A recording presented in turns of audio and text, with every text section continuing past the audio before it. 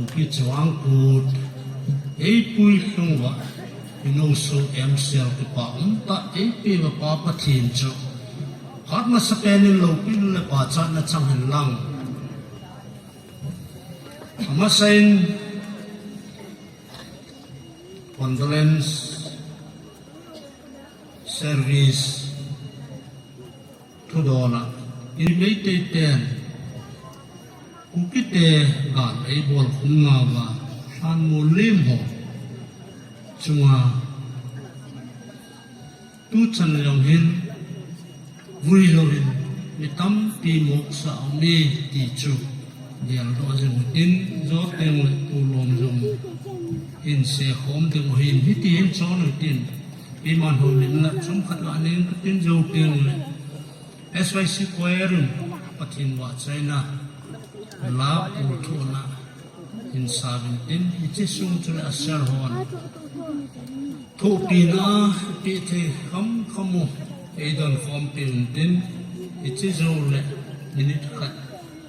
chip chenin dimutin thu pina in taung a hum khana it is condolence service in kha din a je we had bangwin ne tarik thumnia kinin lovin thil to win ichelai ta chun kawang se ti ding ham kawang pa e ti ding ham ejong official purpose a infal kopia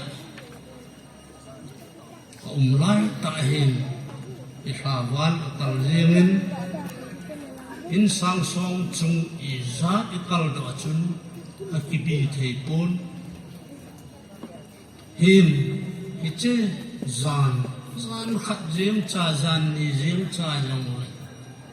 in hu kiman chun sat in lesson e kipin ka hen avela boina la asana kuna e hu do pathiam cha velin thangwan lo pin ka pin nei je ni ko pa hin Chavang Kut mana ingki khom sung ni ten ho bung ni te ho igel do di wa khu pen ta chu ka dei khat au min e chi chu khaji ls mang boy ti bangin upinam ni te ho it hiu hin long pathin ta san masaho chun iche mosi bang hin farwa chanu chapa piti sang ami te to gen te hem zoi tin hebrai bung som khat lama chun timun hiche bang chun damlai hin ko nei wa hin ko sung je hoi ding chu koi ham ke ka he ukinam ni te ti pum khat sa ding chu koi ham ke ka he ke mo he tin ila che ding pakai manin ti pen ti mun na he je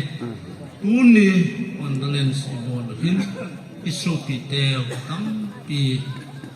han mul lim om win ade in tu ni tu kum 35 Chavang Kut Autumn Festival of the Cookies he day of morning prayer iman deu ahin iche to kelhona chun Assam gam sunga ute pate ranmul einulim sanwa in pilam kai hawazong aumurin Assam gam sunga iche Kosung ne ya he uten lam tul anadova hung do achu ipute ho lim sa in pilam kai ma sa ho ipu lim sa ti Haolai lim sa vi chang san ai sutel puti chang san chuteng initiative part iche muna anala po eling thang te hom yal mo tapon ama ho jong chu dial do tin adi ta tu chan de ya me a ko na October ha jan hi chu October man hin fan mul Kuki nam hin ji a inalim san wa chu mi za la som li le ku hu hi zani tabang anna tihal in tihal samong mo hi le sang saji wa a in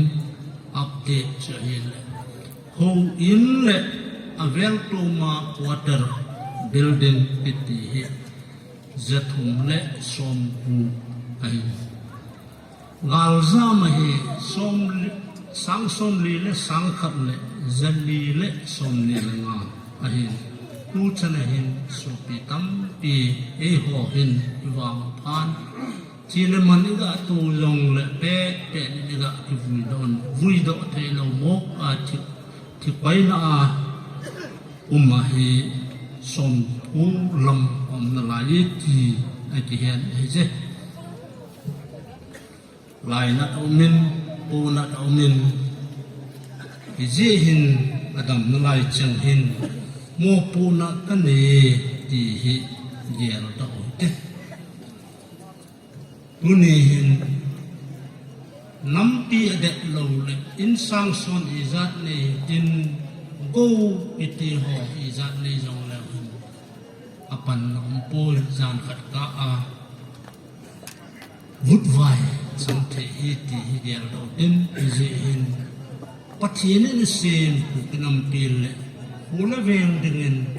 aye pan thak lau tin ke ko me ti chi dengan ti go ti ti chu ti ti ti ngao ahe je pakai sim nampi ku pinam hi ne za na han mul lim hon jo e ve bin tin in da no phat na ai ma ho zum ti pa ding ahe ve lu se ten SYC where ho chu uma muam hung do ding ham ai lo ki go bin lam chi chu aban ga zong divin amai lo ma hung diu ham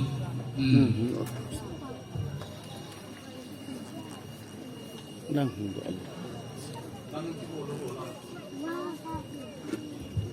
ni pi lam kha ve bin lam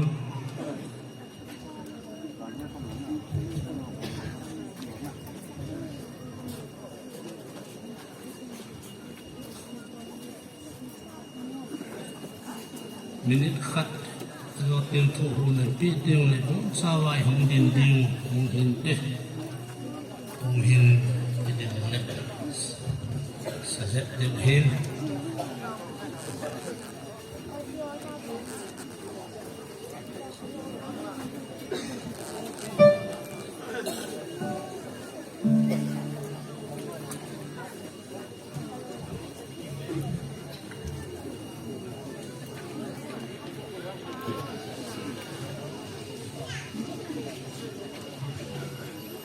mi mang chi in kisim zo pun tin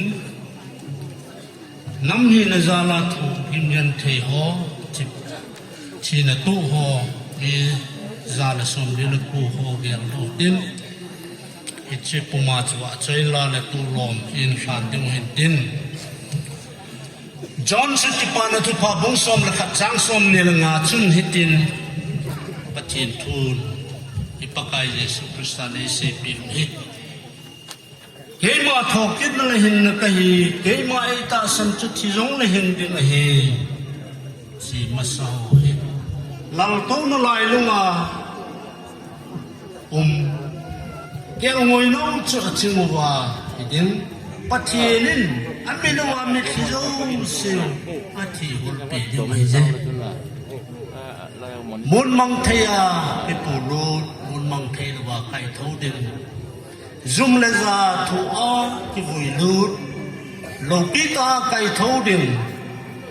ta sa vo pa ki vui lut sa gao wa kai tho ding ai ta ve